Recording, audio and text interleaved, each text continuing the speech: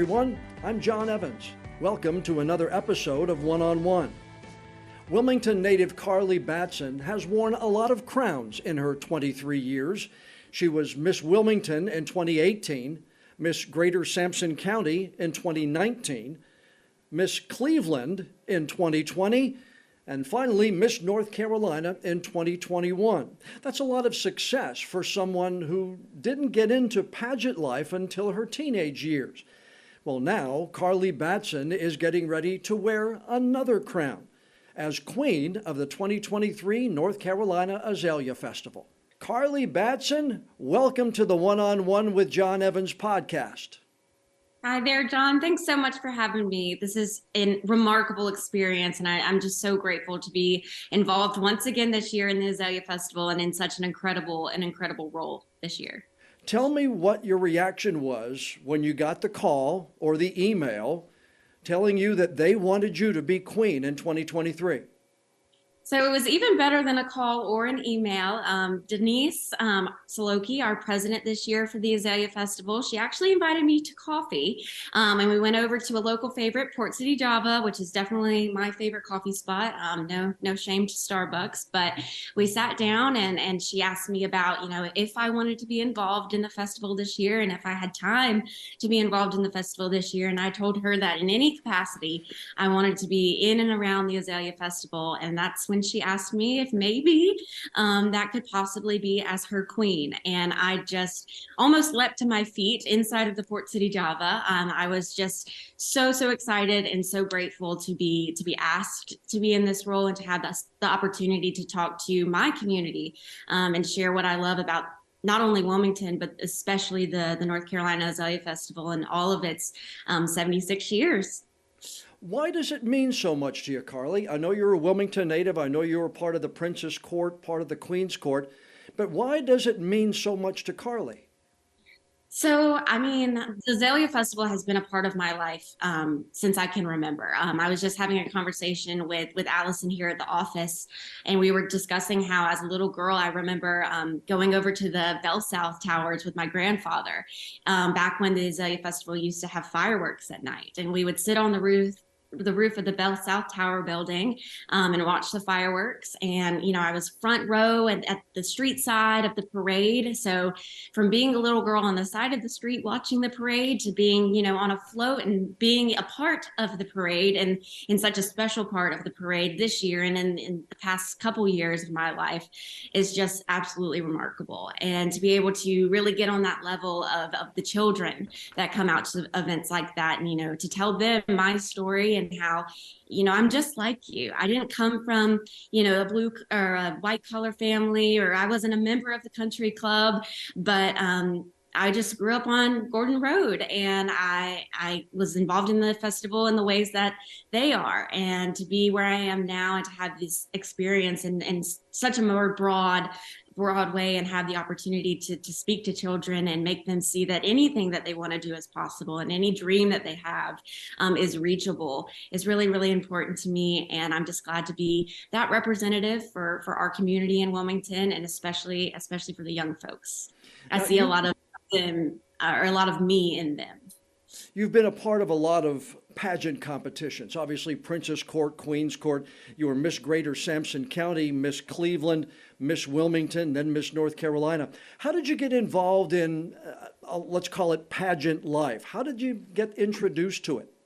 So kind of in a non-traditional way. I was not involved in pageantry as a young girl. I think a lot of women that enjoy pageantry, they start this process at such a young age.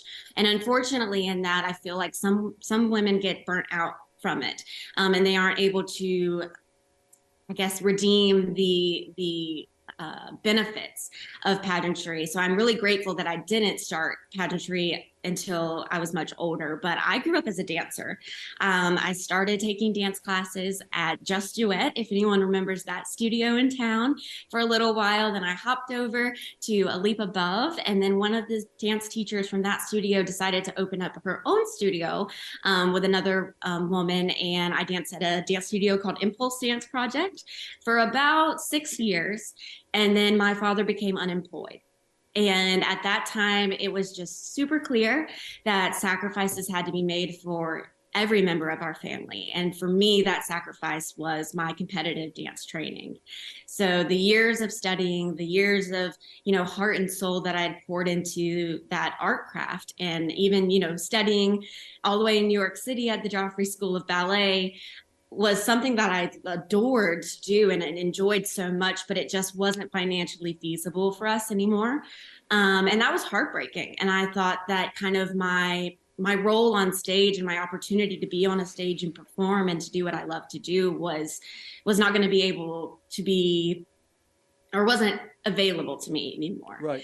Which was really sad. But the good thing, and one of the most amazing things I think about our community, is the theater community we have here, the people that we have here in our community that scooped me up, welcomed me into that space and into that organization. And I started performing with Opera House Theater Company around 2014. And since then, they've put me on a stage where I can do what I love. I'm up there singing and dancing and all that jazz, literally. But during some of those theater shows, I actually met an individual that you may know. His name's Jeff Phillips. We went from a mentoring kind of relationship to now him being one of my very, very best friends. And he saw me one day in rehearsal, and he came up to me and he said, "Have you ever done a pageant?" And I said, "No." And he said, "Well, would you like to do a pageant?" And I said, "No." He said, "Well, I really think you should look into it. Go check it out." So I went home that night, did a little Google search, and found out that the Miss North Carolina organization, much like the Azalea Festival Princess Pageant, is one of the largest scholarship opportunities for women in not only this state, but in this nation. And that was really, really important to me and really impressive for me to see. So kind of dove in a little bit more into that organization, found out that Miss Wilmington was happening, and I still had the eligibility to sign up to do that, and kind of jumped in head first. Competed for the first time for Miss Wilmington, was crowned Miss Wilmington that night, completely shocked, completely blown away. And actually Victoria Huggins was emceeing that night, and she tapped me on the shoulder and she said, "You do know what this means?" And I said, "Not really." And she said, "You're going to Miss North Carolina." And I was just kind of overwhelmed by all of it. And everything was happening so fast. But I was excited because I had just won $1,000 in scholarship money. So moving forward that summer, we went to Miss North Carolina, and I was the youngest candidate or contestant in Miss North Carolina history to walk away with 2 preliminary wins, both in the talent competition and then the swimsuit and fitness competition. So that was kind of that pat on the back that I needed to say, "Hey, you might not be too bad at this. This might be something for you." And I think that was really important for me to see, in my educational journey and in my collegiate journey at the time. It seemed like the scholarship opportunities to people my age were mainly educational or very athletic. You were either on a full ride scholarship for softball or volleyball, or because you had a striking SAT score. Right. And I don't play sports, and I'm not too bad at school, but my SAT and my ACT scores were not the most impressive, to just say the least. So I really felt like this was an outlet where I could shine and I could be, rewarded for the hard work that it takes to do something like a pageant. Moving forward, I decided to compete again the next year for Miss Greater Sampson County. I won that local title, went back to Miss North Carolina that summer, and was awarded second runner-up. So at this time, I'm like, okay, this is really something I want to do. I had racked up even more money in scholarship from the local competitions and the state competitions those summers. And that's the first time I really sat back and said, I really think I want to be Miss North Carolina. I really want to do this for real. And then our world and our lives changed by the pandemic. Right. And all of a sudden I had a lot of extra time to work on becoming Miss North Carolina. So it was kind of a victory march in June of 2021 when finally, not only was I crowned Miss North Carolina after, being Miss Cleveland, a local title for the past 2 years, but for really sitting back and taking the time that I needed to focus on myself, my studies, and what it really took to become the best me I could be, and how to present that to, the judges or the auditorium, or, my fellow candidates, and all there is to do with that. So that was really a hard time for everyone, but I think a time that, if we can try and find a silver lining, I think we all kind of needed that kind of time to take a step back, and reevaluate and reassess. And I know that benefited me that summer. And when I was crowned Miss North Carolina, I actually was able to compete at the 100th anniversary of Miss America, Right. which was one of the best experiences of my entire life. I really think it was a God wink that was the specific year that I won and got to experience that, because celebrating 100 years of anything is exciting, but celebrating 100 years of an organization that supports women and supports women in their education and provided so much to me when I thought that, simply I couldn't, dance on stage anymore. And here I am as a debt-free college graduate at the age of 22. Yeah. So that's incredible. And just the way the pageants have impacted many, many of my peers that I've met along the way is incredible. But I really feel a special connection, and love. Obviously, I've been talking for like 10 minutes, but I love. No, I mean, a lot of people think that pageants are just beauty. Whoever looks best in a gown, whoever looks best in a swimsuit. Why is that an incorrect view of the pageant world? So logistically, I'll tell you, when you look at the score sheet of a pageant, your gown, 15%, your fitness, 10%, but your private interview counts for 50. So if you're looking at it numerically and you're looking at it from how do I get the most points and how do I get the most points to win this competition, you win the competition in the interview room. And I think that's where the most growth for me happened through pageantry, for sure, was how do I communicate? How do I present myself to, young businesswomen, young businessmen, old businesswomen, old businessmen, people that I admire and the people that I respect and look up to. How do I hold myself to that standard and be able to confidently walk into a room, sit down and tell them who I am, why I want to be here and what I can do for this organization. And I think that's a skill set that everybody should have, but especially young women going into the workforce, going into business, or quite anything. Mm-hmm. Speaking on stage, learning those tools to control an audience, not control an audience, but kind of speak to an audience and have that demeanor of listen to me and pay attention to me. When I used to wear the sparkly hat, I loved to say that it was like my microphone, because I can just be Carly and go down to Walmart and buy something off the rack. But if I'm wearing my sparkly hat, you might turn your head and look twice. So it might not be about the beauty, and it might not be about the crown, and it might not be about these things that we see physically. But if it makes you turn your head and it makes you perk your ears up a little bit, you might hear what I have to say. And I think that's what's really important and really exciting about pageantry in general, is that opportunity to amplify women's voices and make people stop and listen. Was there a point that you can remember that you had been through, Miss Wilmington, you'd been through the Azalea Princess pageant, you'd been through the Azalea Queen, the pageants. Was there a point where Carli went from, oh man, I don't know if I'm going to be a winner, to I've got this? When was the confidence level go from one to the other?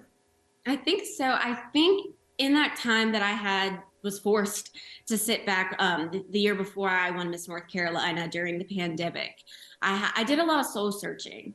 And I realized that if you're looking to your right and you're looking to your left and you're trying to keep up with everyone around you and you're in this comparison mode in your thought process, you don't have any time to look forward. You have no time to push and reach the goal that you're trying to reach.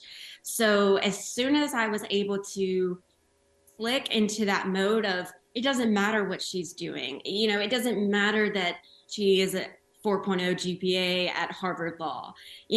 That's incredible for her, and we can support her and clap for her and jump up and down. But let's stop comparing ourselves to what we see around us, and how can Carli be better?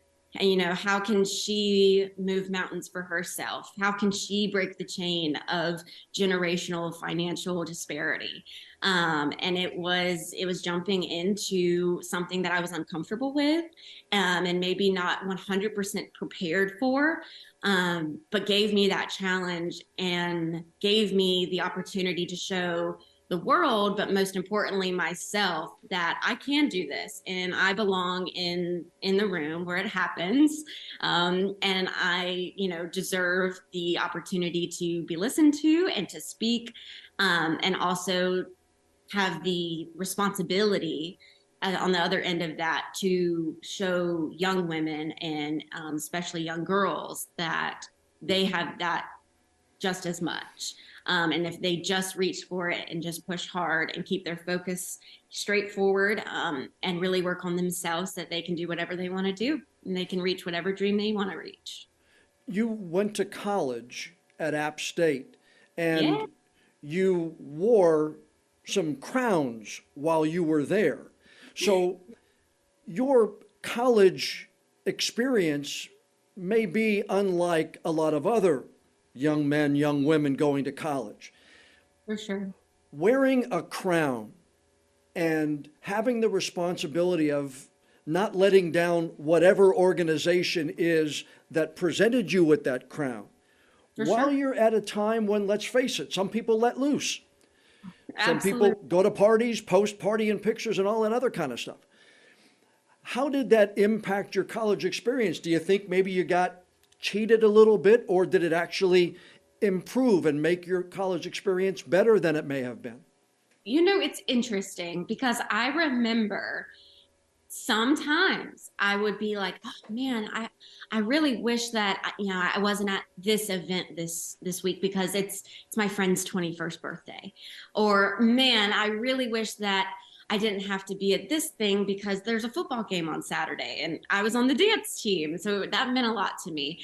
But I also remember, mostly in hindsight, but even at the time, thinking, how lucky am I to have already at such a young age the filters and the blinders that my mom and the women in my life before me have talked about, that they wish they would have had back in the day. Like, I won't say that I didn't have fun in college. I had Right. lots of fun. No, I'm not saying that. I'm just saying that, that mantle, I would imagine, may have been a little heavy at times. Absolutely. But I think in hindsight, it made it a better experience for me because I knew who my true friends were from the beginning. Mm-hmm. I wasn't going to the frat parties where there was a billion people in the room and I couldn't trust anyone. I was going over to my teammates' house where the phones got put away. There wasn't anyone recording, and we'd hang out and let loose and do what any other college kid would do, but it was in a safe and controlled environment where I was around people that I knew I could trust. Right. And I think I was just really lucky to understand the importance of that at a young age. I don't think it's, someone told me something one day that was really impactful to me. And it was, the person that's going to try and expose you or put your picture on the internet and make a mockery of you. It's not the random person in the bar that doesn't know you. It's the person that you think is your friend that's trying to come for your joy and come from your happiness and come for your success. Yeah. So to learn that lesson, sometimes in the hard way, of who your true friends are and who's going to stick up for you and who's going to have your best interest in mind, no matter what, is an invaluable lesson to me. And I would take that and having that knowledge over any college party any day. But I will say we had lots of fun at my friend Mackenzie's house. Okay, well, we'll do another episode of the podcast and get into that later. How's that? Sure. When 2019 Miss USA Chesley Chris took her own life, it brought a lot of attention to the world of mental health and depression. But from the outside, it appears to a lot of us that it really may have hit the pageant industry hard. What was it like in the inside of the pageant world? Did it impact that life? It did. I was Miss North Carolina when she passed away, and I remember being just so unbelievably heartbroken. And this was a woman that I had never met face to face, but we had had many conversations through Instagram and Facebook and social media, because in a lot of ways in the pageant world, that's how we kind of communicated is through those posts.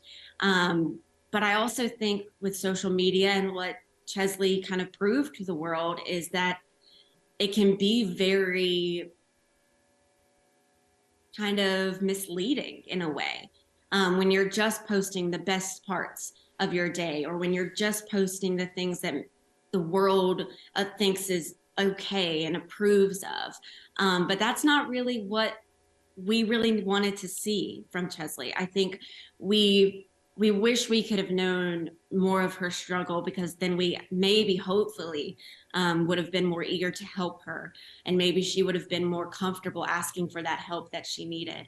So I think in her passing, if anything, it was more of a wake-up call, not just for me, but for the pageant community as a whole, to be more transparent and to break down those walls and to become more raw and more real and honest with our experiences. It's not all sunshine and rainbows. And it's hard to be in the public eye and to, meet those expectations, like you were saying earlier, of so many and so many wonderful people that have given you such a rare set of opportunities and standards to uphold. It's a lot of pressure. And I think it's okay to say that out loud.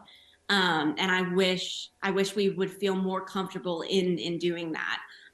So I respect Chesley, and I know that we miss her dearly.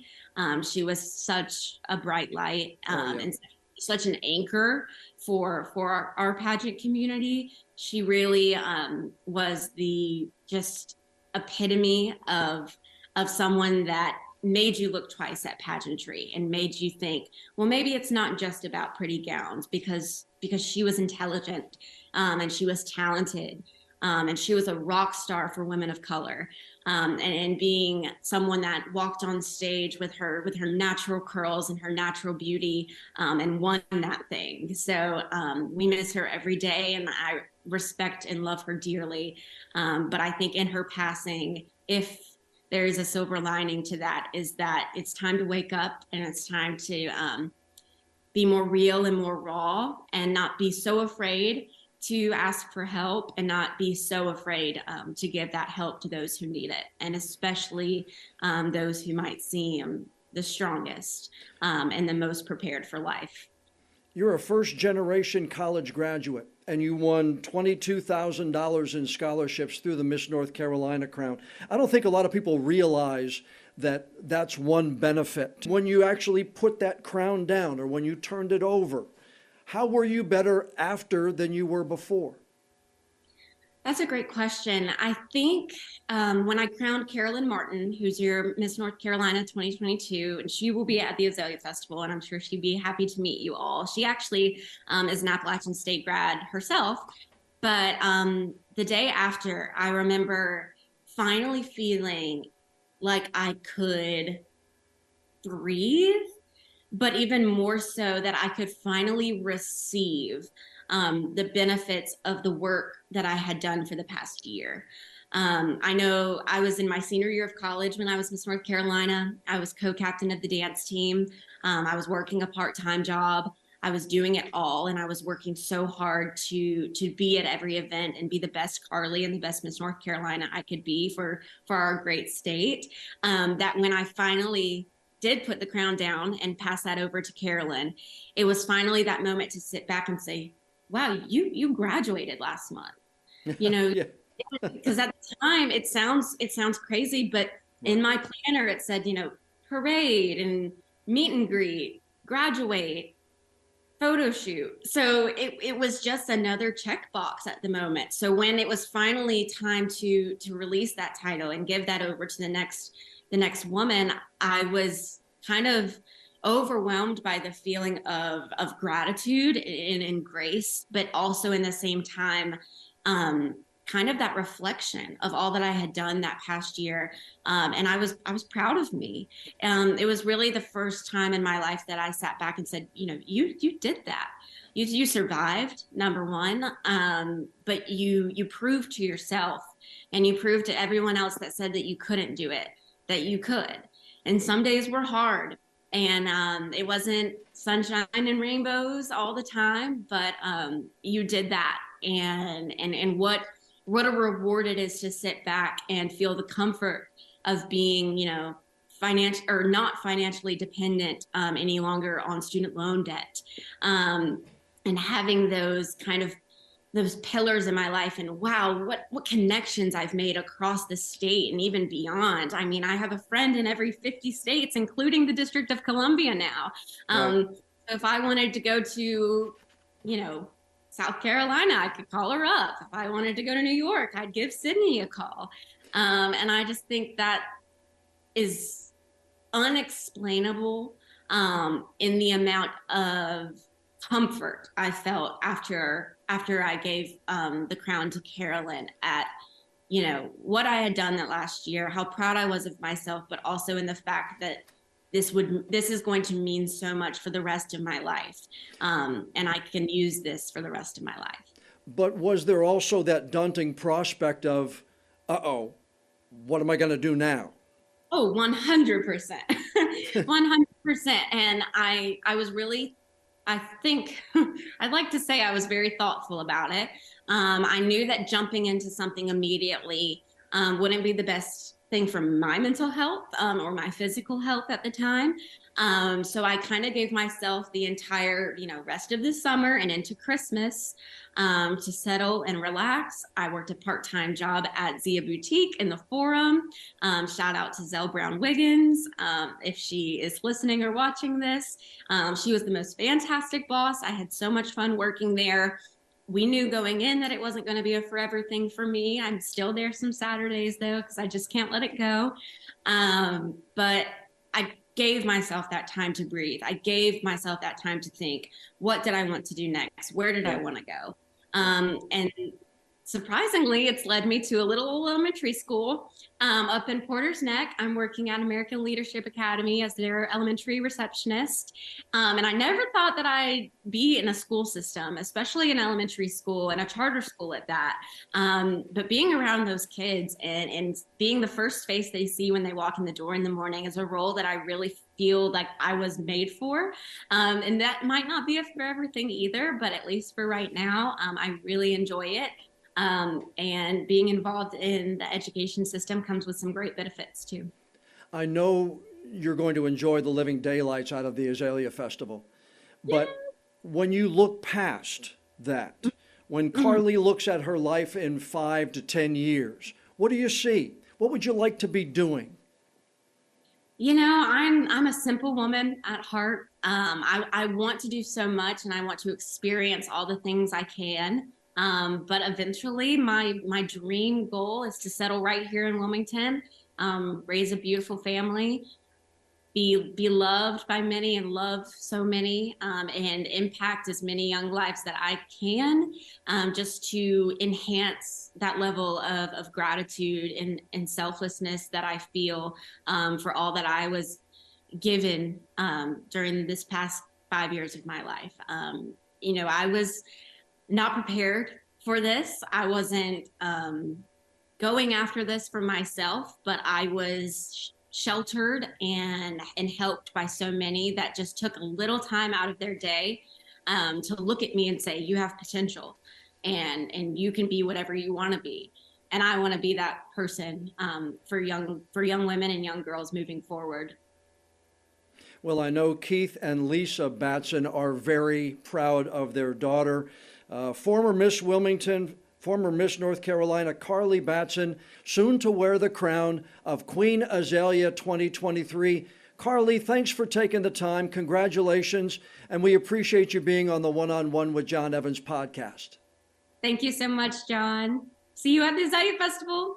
A big thank you to Carli Batson for sparing time out of her busy schedule and joining us for this podcast interview. Her coronation as North Carolina Azalea Festival Queen happens Wednesday, April the 12th, and this year's festival runs through April 16th right here in Wilmington.